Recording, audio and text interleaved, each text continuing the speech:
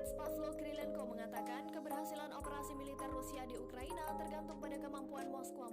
Pada saat ini kita akan membahas tentang perang antara Rusia dan Ukraina. Salah satu penyebab Rusia serang Ukraina atau penyebab perang Rusia dan Ukraina tidak lepas dari ketegangan antara Rusia dan Barat. Sejak Ukraina yang dekat dengan NATO bahkan dihadang-hadang akan masuk NATO menjadi gerak Rusia karena negara tersebut bertetangga. Rusia tidak ingin bila NATO mencengkram Ukraina karena ke depan akan mengancam Rusia. Bisa saja rudal-rudal dari NATO ditempatkan di Ukraina. Oleh karena itu, maka Rusia tidak setuju apabila Ukraina bergabung dengan NATO. NATO adalah kependekan dari North Atlantic Treaty Organization yang dalam bahasa Indonesia dengan nama Pakta Pertahanan Atlantik Utara. NATO adalah sebuah organisasi internasional pertahanan yang dibuat oleh negara-negara dari blok barat. NATO merupakan organisasi militer global untuk keamanan bersama. NATO sendiri merupakan bentuk dukungan terhadap perjanjian persetujuan Atlantik Utara.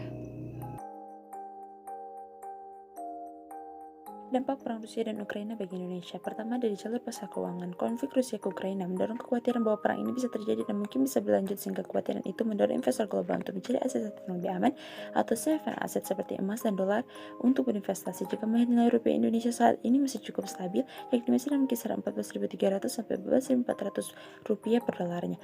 Lalu, dari sisi indeks harga saham gabungan sejauh ini juga masih cukup stabil meskipun memang akan terjadi koreksi karena kecenderungan dari investor global yang mencari aset-aset yang lebih aman. Sejauh ini secara tahun kalender dibandingkan akhir tahun lalu, tanggal 2 Maret kinerja indeks harga saham gabungan masih tercatat naik sekitar 290 poin per posisi. Yang kedua adalah dampaknya terhadap jalur komoditas, di mana Rusia merupakan produsen minyak mentah dunia sehingga memberikan kekhawatiran kepada pelaku pasar global dan memacu permintaan terhadap minyak mentah. Dengan diembargonya Rusia, dapat dipastikan harga minyak akan meroket. Saat ini minyak mentah Brent sudah di atas $100 per barel. APBN Indonesia sendiri mengasumsikan nilai per barel minyak di angka sekitar 60-65 dolar Amerika Serikat. Kemudian berdasarkan perhitungan akan ada tambahan subsidi energi dan kompensasi BBM yang perlu dipersiapkan oleh pemerintah akibat meningkatnya harga minyak, khususnya apabila harga minyak ini terus berlanjut akibat konflik yang berkepanjangan. Karena beberapa analis global memperkirakan jika konflik ini terus berlanjut, ini bisa mencapai $150 per barel. Harga Brent jika dikaitkan dengan komoditas lainnya, harga komoditas lainnya juga meningkat. Salah satunya adalah batu bara. Selain batu bara, harga minyak kelapa sawit juga cenderung naik lantaran Ukraina yang merupakan salah satu produsen sunflower. Permintaan terhadap minyak kelapa sawit juga meningkat, bahkan saat ini sudah menembus $1.800 per ton. Di satu sisi, kenaikan harga minyak mentah ini akan memberikan defisit kepada neraca migas Indonesia karena Indonesia adalah net oil importer. Alhasil neraca migas Indonesia cenderung akan melebar defisitnya. Namun di sisi lainnya, untuk neraca non-migas ini berpotensi tercatat surplus karena Indonesia ditopang oleh kenaikan harga minyak kelapa sawit dan batu bara. Ini tentunya akan mendorong kinerja ekspor migas Indonesia. Dan yang ketiga adalah dampaknya terhadap jalur perdagangan. Meskipun Rusia dan Ukraina bukan merupakan mitra dagang utama Indonesia, Ukraina merupakan eksportir gandum ke Indonesia, yakni 23% dari total ekspor gandum Indonesia. Sementara itu, Indonesia mengandalkan impor pupuk, baja, dan besi dari Rusia. Proporsi impor pupuk sendiri sekitar 15% dari total impor pupuk Indonesia. Artinya, jika pada akhirnya terjadi gangguan pada pasokan global akibat konflik kedua negara, maka bisa mengganggu suplai dari beberapa komoditas tadi, serta dapat berpengaruh terhadap industri pertanian serta makanan dan minuman.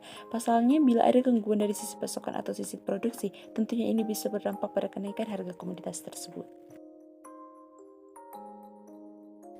Akibat yang dialami dari perang Rusia dan Ukraina terhadap perekonomian Indonesia yaitu, menurut pengamat ekonomi Universitas Jember, Aditya Wardono, memaparkan imbas perang Rusia-Ukraina terhadap perekonomian di Indonesia.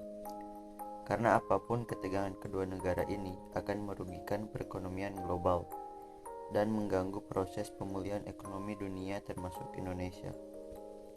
Menurutnya, dampak konflik Rusia ke Ukraina dan sanksi Uni Eropa ke Rusia dapat terjadi melalui beberapa transmisi, diantaranya lonjakan harga komoditas, lonjakan harga energi, dan supply chain shock.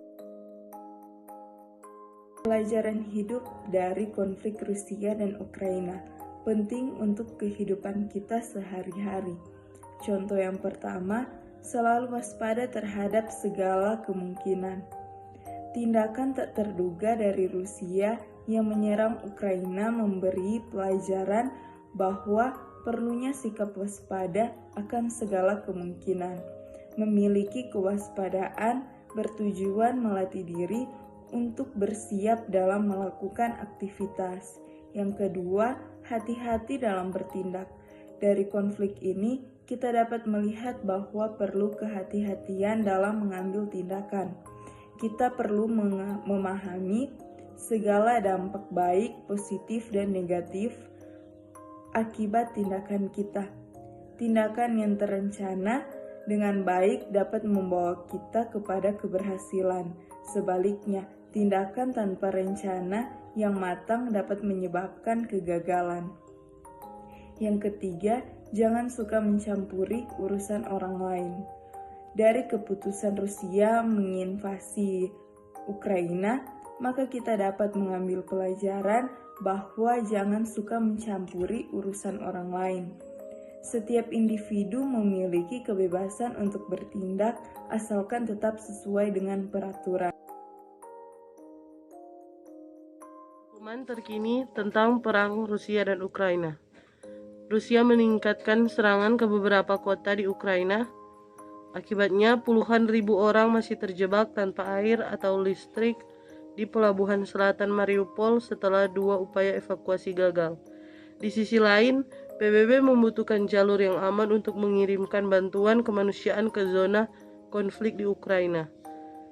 Warga sipil di tempat-tempat seperti Mariupol, Melitopol, dan di tempat lain sangat membutuhkan bantuan, terutama pasokan medis yang menyelamatkan jiwa. PBB juga mengatakan 1,7 juta orang telah meninggalkan Ukraina, menjadikannya krisis pengungsi yang tumbuh paling cepat sejak Perang Dunia Kedua. Sementara FIFA mengatakan pesepak bola dan pelatih asing yang bekerja di Rusia dan Ukraina akan diizinkan untuk menangguhkan sementara kontrak mereka dan pindah ke tempat lain. Badan-badan olahraga telah melarang Rusia dari kompetisi internasional setelah invasi ke Ukraina, dan FIFA mengatakan langkah-langkah baru itu dirancang untuk memfasilitasi kepergian pemain dan pelatih asing dari Rusia. Harga minyak dan gas meroket mencapai level tertinggi hampir 14 tahun dan harga gas dalam Eropa dan Inggris mencapai level rekor setelah Amerika Serikat mengusulkan embargo pada impor minyak Rusia. Namun para pemimpin Jerman, Inggris, dan Belanda memperingatkan larangan semacam itu dan mengatakan hal itu dapat membahayakan keamanan energi Eropa.